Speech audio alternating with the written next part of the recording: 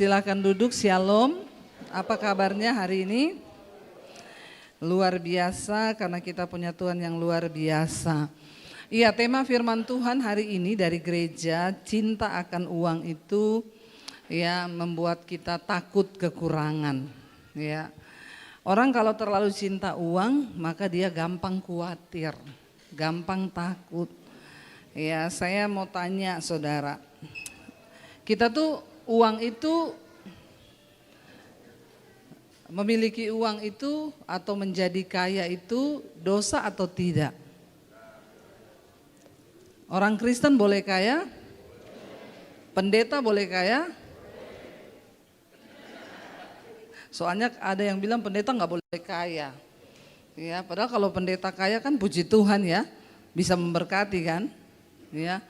Soalnya kalau pendeta miskin ya serba salah ya. Saya dulu dikejar debt collector. Saya miskin. Ada orang datang, "Bu, doakan saya dong supaya saya mengalami terobosan keuangan." Padahal saya lagi dikejar debt collector. Terus saya mau berdoa buat dia gitu. Tuhan, dalam nama Yesus aku berdoa supaya dia mengalami terobosan keuangan. Setan bilang, "Lu aja dikejar debt collector." Ya, menjadi kaya itu bukan dosa. Orang diberkati menjadi kaya harus. Tetapi kekayaan tidak boleh menjadi tujuan hidup. Amin. Kita kaya bagus, tapi tujuan hidup kaya jangan. Tujuan hidup mencari kerajaan Allah. Maka kekayaan itu menjadi bonus yang akan Tuhan tambahkan. Kita baca dulu bersama yuk ayatnya. 1 Timotius pasal 6 ayat 7 sampai ayat yang ke-10. Iya, 1 Timotius 6 ayat 7 sampai 10. Baca bersama dengan suara yang keras, 1, 2, 3. Sebab ke dalam dunia dan kita pun tidak membawa apa? Asal ada makanan dan pakaian cukuplah. Tetapi terjatuh ke dalam jerat dan ke dalam berbagai-bagai nafsu yang hampa, yang mencelakakan, yang menenggelamkan manusia ke dalam keruntuhan, dan karena akar cinta uang. Sebab oleh memburu uanglah beberapa orang telah menyimpang dari iman. Dan kenapa kita nggak boleh punya roh cinta uang, saudara? Yang pertama harus kita ingat, sebab kita ini datang ke dunia tidak bawa suatu apapun. Kita semua lahir telanjang. Ada yang lahir sudah pakai emas 15 gram. Ya, tiba-tiba ada kalung di leher gitu, enggak ada. Semua datang telanjang, kita juga akan pulang enggak bisa bawa apa-apa. Walaupun saudara punya emas 15 kilo nih ya. Saya beli emas udah dari tahun dulu Bu, ya dari masih harga 500.000. Jadi sekarang saya punya 30 kilo nih katanya. Ya, kalau saudara mati, kira-kira emasnya itu sama anakmu, saudaramu dikubur dalam peti enggak? 1 kilo aja? Enggak lah, ya. Yang hidup bilang lu mati aja, mas milikku. Enggak ada orang akan membawa apapun dia pergi. Ya, lalu dikatakan begini, ya kalau ini isi ekstrim ya kata firman Tuhan nih ya, ekstrim sih. Asal ada makanan dan pakaian maka cukuplah. Ya, yang ada makanan hari ini berapa banyak? Hari ini bisa makan, angkat tangan. Ada pakaian, angkat tangan. Maka itu sudah menjadi alasan kita bersyukur. Jangan lupa, kau bisa makan hari ini, bersyukur. Tapi bensin naik Bu, jangan kutuki bangsamu. Semua sudah naik seluruh dunia, bukan cuma Indonesia. Ya. Malah Indonesia yang terakhir nih naik. Bersyukur. Ya memang keadaan dunia seperti ini. Nggak usah marah-marah, nggak usah ngutuk-ngutuk. Malah makin jauh berkatmu. Bensin naik, Tuhan pasti berkati kita bisa beli bensin. Kalau nggak bisa di rumah saja, men. Atau jalan kaki naik sepeda, ya. Hidup ini manusia itu makhluk yang paling bisa beradaptasi dalam segala perkara. Lalu dikatakan, tetapi mereka yang ingin kaya, ya, tetapi mereka yang ingin kaya itu terjatuh ke dalam berbagai-bagai pencobaan, ke dalam jerat, ke dalam berbagai-bagai hawa nafsu yang hampa, yang mencelakakan, yang menenggelamkan, celaka, tenggelam, masuk dalam keruntuhan dan kebinasaan. Ngeri loh ini ternyata orang kalau pengen kaya. Pengen kaya itu bahaya. Ya, apalagi pengen kaya tapi no job, no bill, no apa lagi, ya. Nah, itu bisanya ani-ani. Ya. Atau korupsi, no?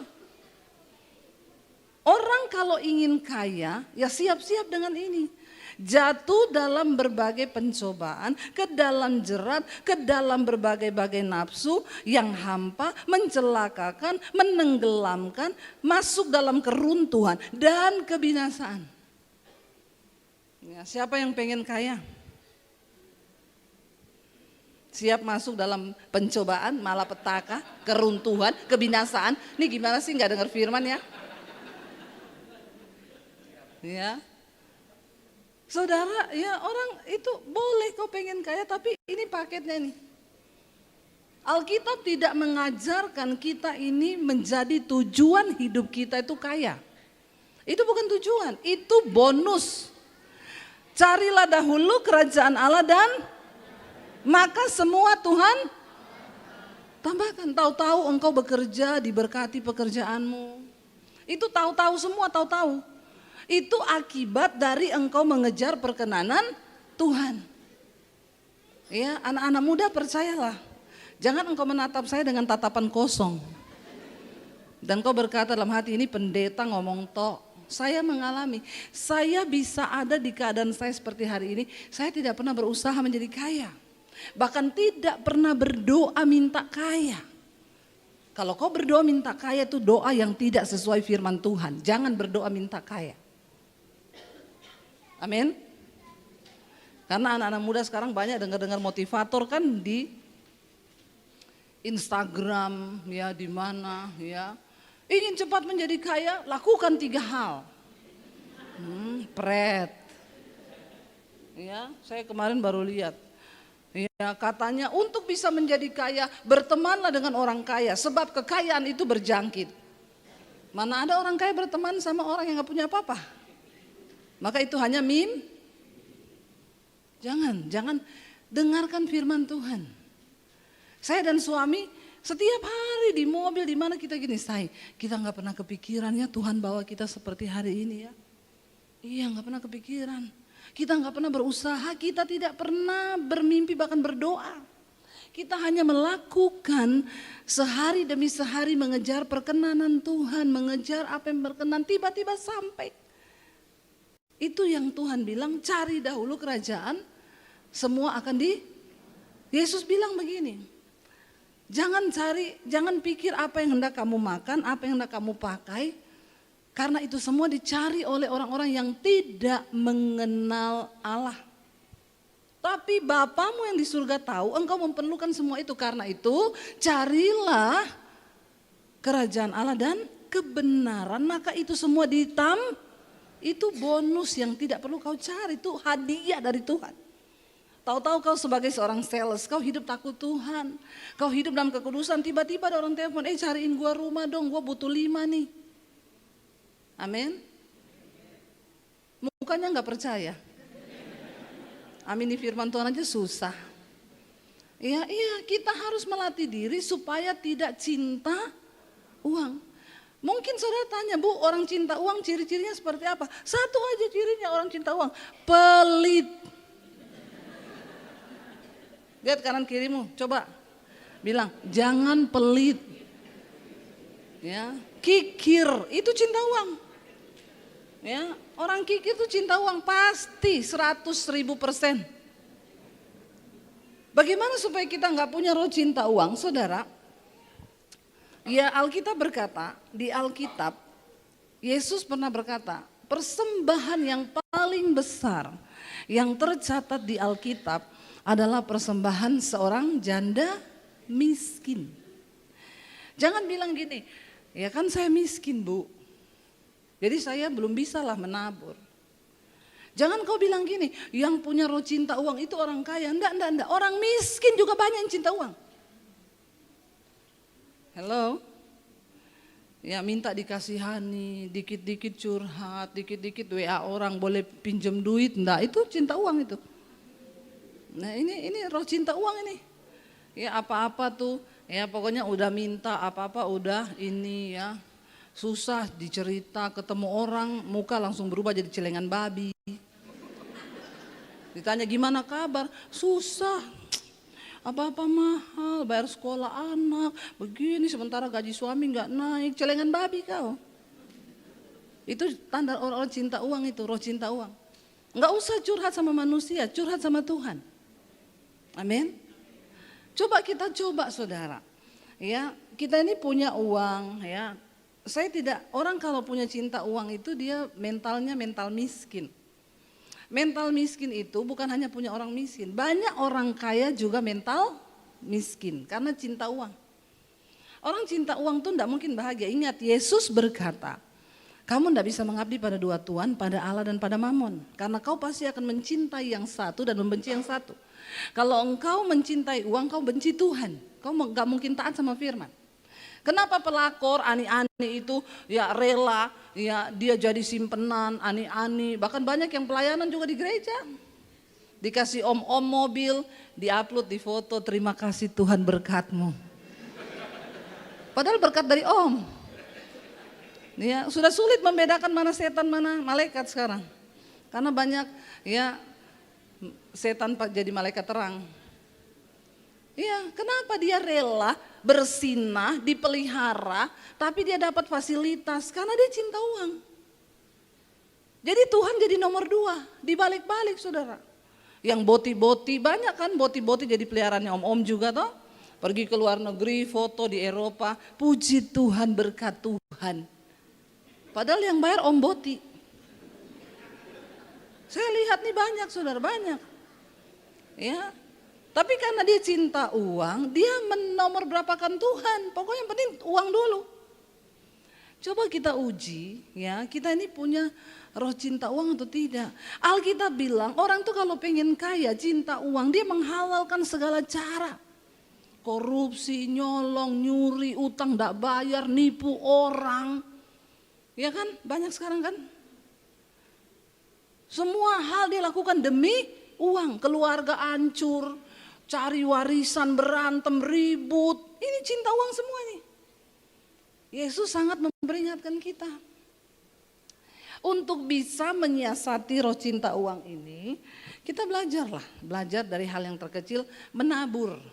Ya, menabur itu paling bagus untuk mengukur kita ini pelit atau tidak. Ya, jangan pelit saudara. Terus kalau saya bicara gini, itu kan orang kaya Bu yang menabur, orang miskin itu kan enggak menabur, siapa bilang? Persembahan terbesar tuh janda miskin loh. Karena Tuhan melihat sikap hati, kita harus diuji sikap hati kita. Saya selalu bersaksi, kesaksian saya aja lah, saya nggak mau pakai kesaksiannya orang.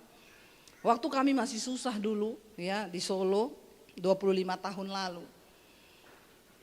Kita waktu itu tinggal punya uang 50.000. Tiba-tiba kan besok susu anak saya habis, anak saya baru 1. Tiba-tiba mau tidur malam jam 10 ada orang ketok pintu.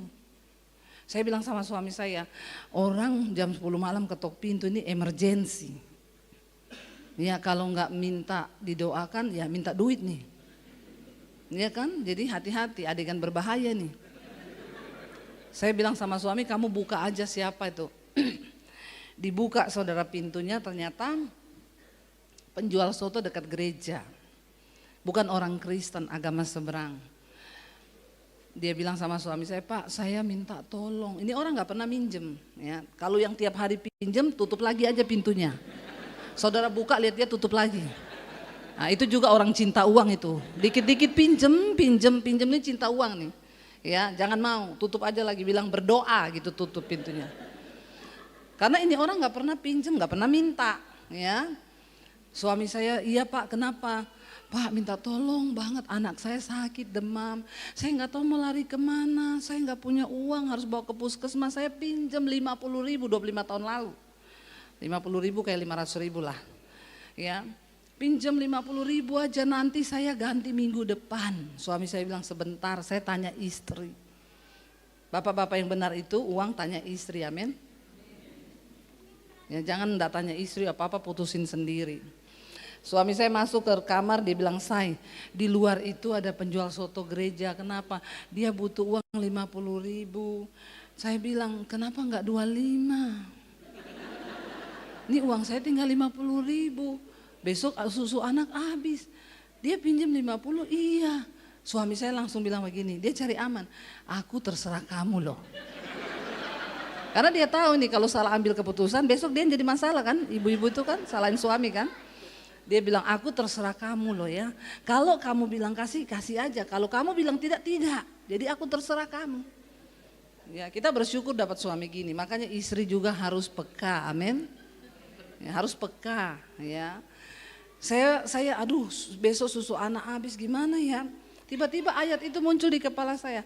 Kesusahan sehari cukup untuk sehari, besok ada kesusahannya sendiri. Anakmu itu besok habis susu enggak mati.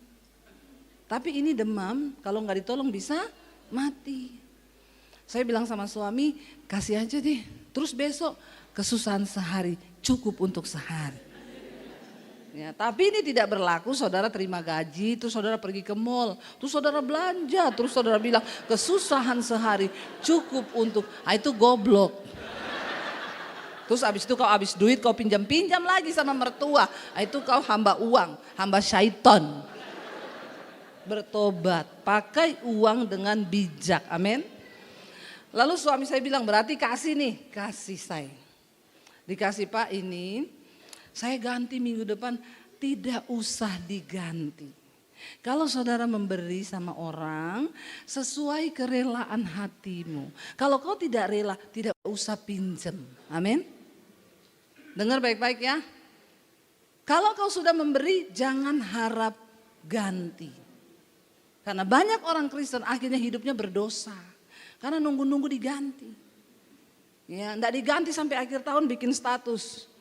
Selamat tahun baru menyongsong, utang lama belum dibayar. Nah, itu saya banyak baca status begitu tuh. Ya, makanya kalau kau tidak rela jangan kasih orang. Kau enggak dapat upah, malah dapat kutuk. Enggak usah. Pak tidak usah ganti, nanti Pak saya ada duit. Enggak usah ganti. Bapak pulang, semoga anaknya cepat sembuh. Besok saya gigit jari, toh uang enggak ada. Suami saya bilang, saya malam ini aku pelayanan loh. Besoknya kan dia main keyboard di persekutuan pengusaha-pengusaha. Saya bilang, daripada saya di rumah bete nggak ada duit, saya ikut boleh nggak? Lumayan kan? Dapat berkat rohani, numpang makan gratis, berkat jasmani. Toh? Kita udah nggak usah mikir makan apa lagi toh malam ini toh.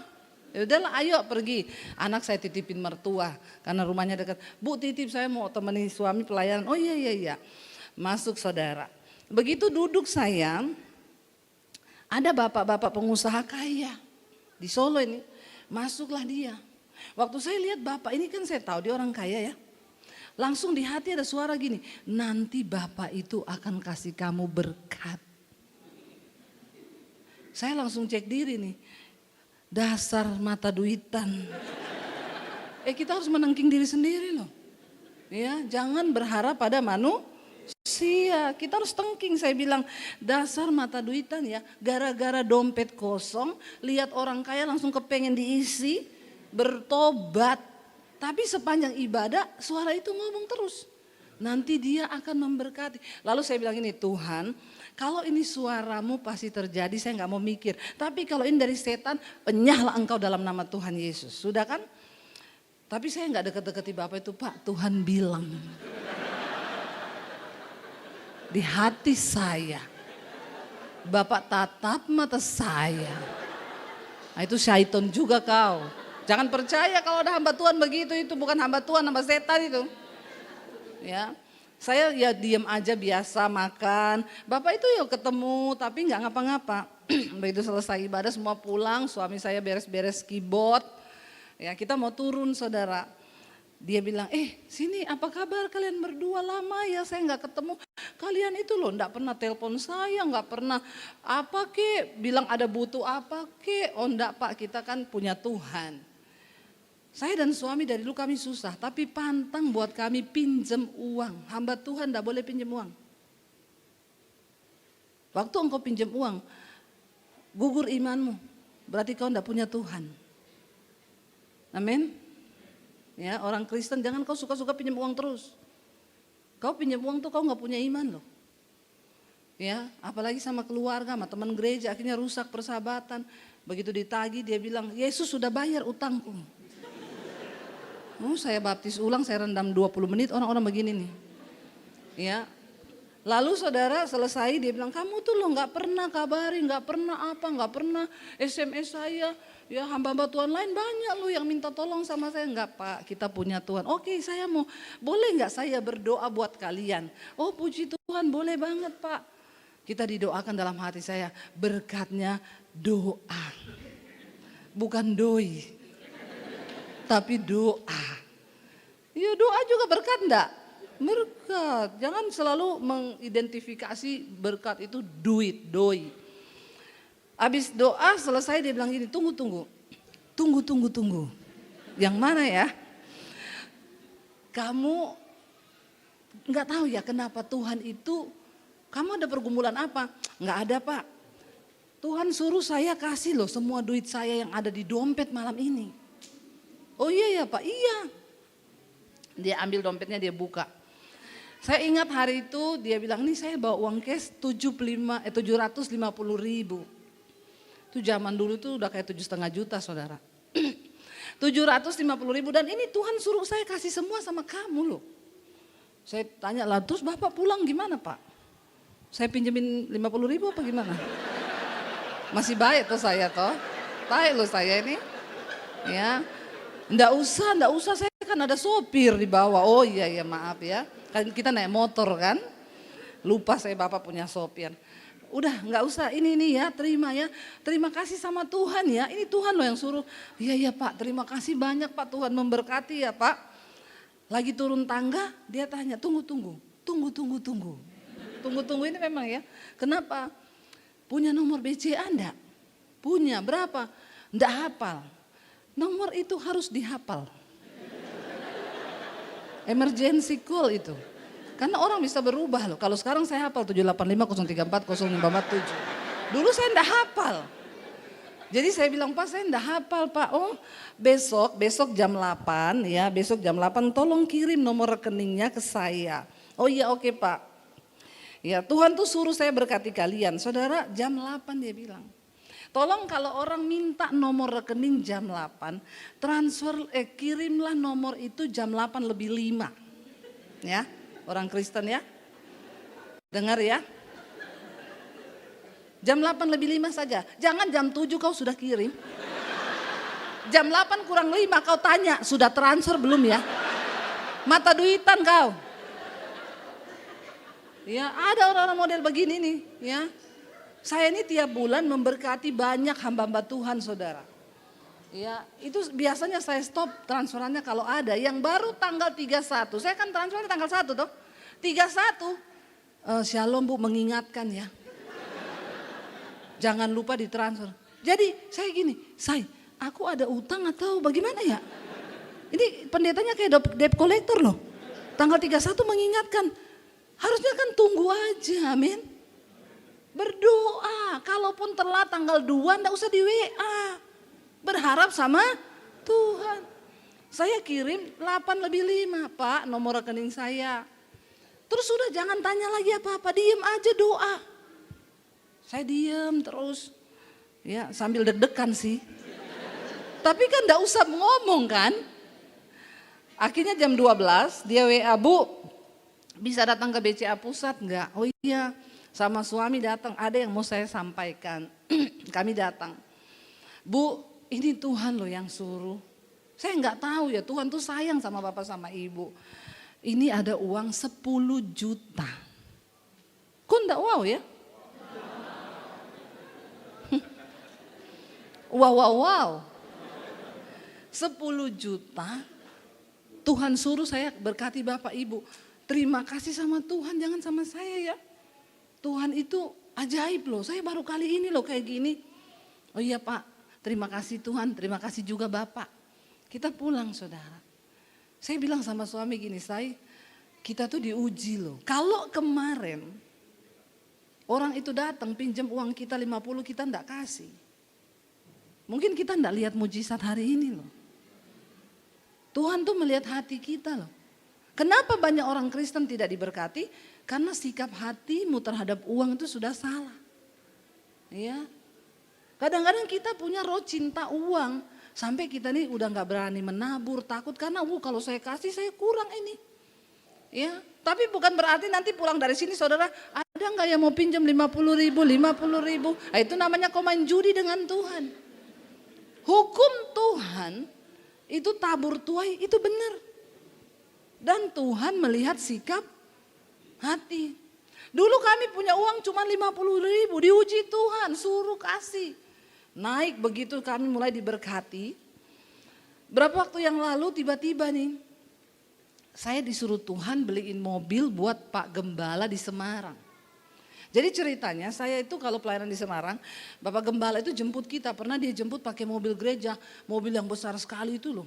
Itu aja mogok-mogok saudara. Ya dalam hati saya gini, ini Pak Gembala jemput kita pakai mobil begini nih ya, ngerti gitu kita bawa mobil sendiri nih. Tapi ya sudahlah kita cuma dijemput dah. Ya Pak enggak ada mobil lain tuh, ada mobil saya satu juga udah mogok-mogok dan kadang dipakai anak Bu. Jadi saya kadang pakai, maaf ya Bu Dewi saya jemput ibu pakai mobil ini ya, enggak apa-apa Pak. Pulanglah saudara, berapa bulan kemudian, hampir 1 tahun lah, tiba-tiba Tuhan tuh ngomong di hati saya. Karena saya tahu Bapak Gembala itu belum punya mobil terus. Tuhan bilang gini, kamu beliin Pak Gembalanya itu mobil sama kayak yang punyanya wakilnya. Saya tahu wakilnya itu mobilnya ini. Saya cek di Google harga mobil itu 425 juta. Langsung saya tengking, dalam nama Yesus setan ini bicara. Saudara 425 dan saya ini kan bukan pengusaha ya. Saya ini kan kalau pengusaha punya uang di rekening 20 miliar, 40 miliar ya kecil lah. Itu aja banyak yang gak ngasih kok. Jadi saya bilang enggak Tuhan, saya simpen suara itu saudara berbulan-bulan tapi makin kesini tuh makin enggak sejahtera. Akhirnya saya bilang gini, Tuhan firman-Mu berkata istri itu tunduk pada suami. Saya akan bilang ke suami saya, kalau suami saya ACC berarti ini suara Tuhan. Saya tahu suami saya pasti tidak akan ACC. Karena suami saya ini bukan pelit tapi perhitungan.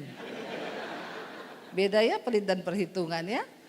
Kadang saya nabur aja 100 juta dia gini, enggak usah terlalu gede-gede, kecil sedikit aja gini. Ya, saudara jangan bertanya, Bu Debbie ini uang dari mana nabur-nabur? Ngerampok duitnya siapa? Saya YouTuber. Ya, ingat itu dan catat itu. Saya YouTuber. Saya nggak ada ngerampok uangnya jemaat manapun ya. Ya makanya kalau ada yang ngata-ngatain saya di Facebook, ya enak ya jadi pendeta. Ya silakan kau coba jadi pendeta. Siapa tahu kau juga bisa jadi kaya. Saya tuh kadang bingung sama orang-orang tuh yang suka menjelek-jelekan pendeta. Kau tidak ada waktu dia merintis dengan air mata. Ya, kadang-kadang jemaat tuh suka menghakimi, itu pendeta enak sekarang naik mobil. Ya bisa jadi mobilnya tuh yang ngasih jemaat. Kau biasanya suka-suka protes gitu, orang-orang pelit yang gak pernah nabur. Bisanya protes. Saya kadang ngomong ya coba kau jadi gembala, rintislah jemaat. Siapa tahu kau juga lebih kaya dari dia. Otakmu tuh jangan picik ya. Coba dibuka supaya Tuhan itu juga berkarya atas hidupmu. Lalu saudara, nih saya khotbah begini ada yang komen, kelihatan bohongnya, duit dari mana kau beliin mobil pendeta? Makanya kau tidak pernah diberkati karena tidak percaya. Ya saya cuma mau bilang, mau klarifikasi di sini, tolong catat. Nggak usah tepuk tangan. Kadang itu ya, uang dari mana? Pendeta kok ceritanya begini, memberkati orang, uang dari saya YouTuber. Saya ini dapat berkat tiap bulan digaji sama YouTube. Kadang-kadang ya emosi juga saya. Ampuni Tuhan. Lalu nanti ini sudah ada yang mau potong, ini besok viral lagi saya nih. Ya, tolong di like ya kalau ada yang. Lalu saudara, saya tanyalah ke suami saya. Saya bilang saya itu mau minta konfirmasi apa. Ini loh aku tuh dapat suara di hati, kita harus beliin mobil pendeta itu. Tapi Tuhan bilang sama kayak wakil gembalanya, itu harganya 425 juta. Menurutmu gimana? Dia diam 1000 bahasa. Kenapa dia diam terus? Saya ngomong cepet, ini aku ini minta peneguhan loh. Tiba-tiba dia bilang gini, aku mau pengakuan dosa. Kenapa? 6 bulan yang lalu Tuhan sudah bilang itu sama saya.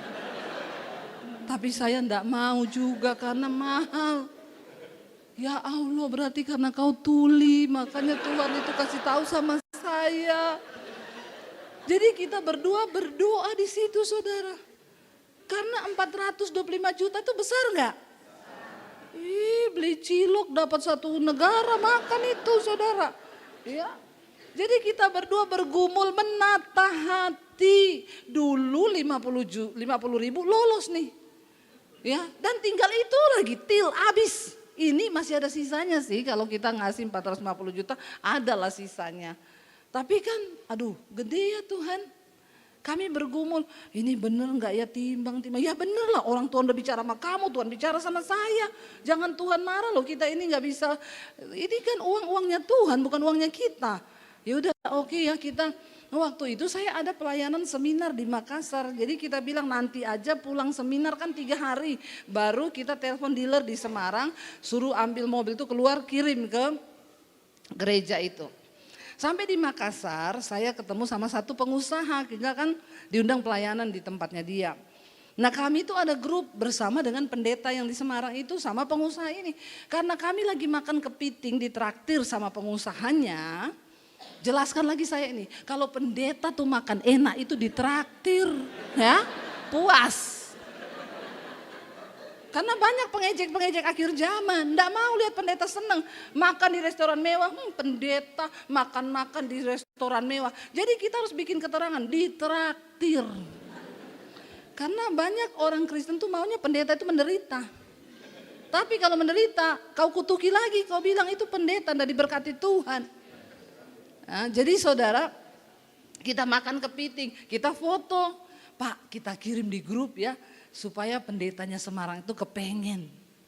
Kita foto kepiting. Pak kita lagi makan kepiting di Makassar, ayo nyusul. Dia kirim foto sama istrinya di pinggir jalan. Dikirim di grup, kita semua kaget loh. Kenapa nih pendeta di pinggir jalan? Pak kenapa di situ? Mobil kami mogok. Saya langsung bilang sama suami, ya ampun Tuhan kita ini berdosa loh. Wes saya pulang dari sini kalau perlu sekarang aja. Sekarang deh saya telepon itu dealer di Semarang ini. Terus pengusahanya bilang, kenapa Bu? Gini Pak kita itu disuruh Tuhan beliin mobil buat Pak Gembala itu. Tapi kita ini berdua ini 6 bulan tuli. Saya juga berbulan-bulan saya diemin aja. Ya kita ini berdosa. Pengusahanya bilang gini. Terharu saya Bu Debi, masa pendeta beliin mobil pendeta? Harusnya pengusaha yang beliin mobil pendeta. Saya bilang pengusaha sekarang sudah tuli Pak semuanya. Jadi Tuhan gerakin saya pendeta YouTuber, enggak apa-apa lah Pak. Ya. Terus dia bilang jangan Bu, kalau gitu izinkan saya ya, saya separuh, Ibu separuh. Wow Tuhan itu ya saudara, padahal kan tadi kami rasa berat ya. Uang 425 tapi waktu sikap hati kita siap, Ya ternyata Tuhan pertemukan, ibu separuh saya separuh deh. Udah langsung kita urus malam itu juga. Saya telepon dealer lalu dikirimlah mobil itu. Bapak ibu, apakah saya tambah miskin? Enggak. Tuhan semakin memberkati. Ya, ketika hati kita itu tidak cinta uang. Coba kita buka yuk, kita baca dulu ayatnya. Saya pengen kita baca sama-sama Amsal. Ya, buka Amsal pasal yang ke Amsal 11 ayat 23 sampai ayat 25. Amsal 11 ayat 23 sampai ayat 25. Baca bersama. Keinginan orang benar mendatangkan bahagia semata-mata. Harapan orang fasik mendatangkan murka. Garis bawahi keinginan orang benar. Ya, kalau engkau hidup benar mengejar kerajaan Allah, keinginan hatimu akan menjadi kebahagiaan semata-mata. Sebab Tuhan mendengar, menjawab keinginan hati orang benar.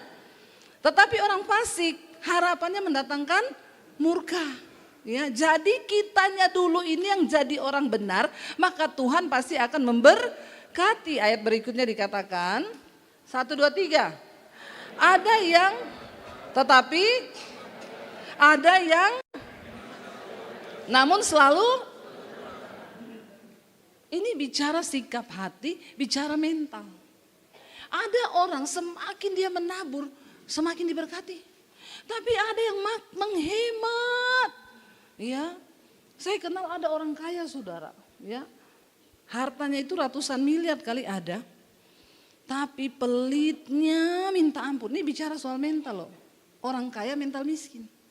Maunya apa-apa tuh gratisan. Makanya saya ketemu orang ini, enggak pernah saya ketemu, halo apa kabar? Luar biasa Bu Dewi, enggak pernah. Kalau ketemu, gimana kabar? Aduh iya nih sakit kepala. Ini sakit Bu. Kemarin habis periksa di Singapura, habis 250 juta. Uangnya itu habis berobat terus. Karena pelit. Ayat ini bilang, ya, ayat 25 bilang apa? Siapa banyak memberi berkat, diberi kelimpahan. Siapa memberi minum, ia sendiri akan. Siapa banyak memberi berkat, diberi kelimpahan. Yang namanya kelimpahan itu bukan cuma penuh, sampai tumpah. Ya, jangan engkau menormalisasi yang namanya pelit. Bilang kanan kirimu, dilarang pelit. Bilang ya, dilarang pelit. Ibu-ibu bilang sama suamimu, dilarang pelit. Karena kenapa? Orang pelit tidak masuk surga. Baca ayatnya, 1 Korintus pasal yang ke-6 ayat 9 sampai 10. 1 Korintus 6 ayat 9 sampai ayat yang ke-10 yuk. 1 Korintus 6 ayat 9 sampai 10, 1, 2, 3. Atau tidak tahukah kamu tidak akan mendapat bagian dalam kerajaan Allah. Jangan sesat. Nih catat, orang cabul, penyembah berhala, orang bersinah, bansi atau boti, orang pemburit, pencuri, orang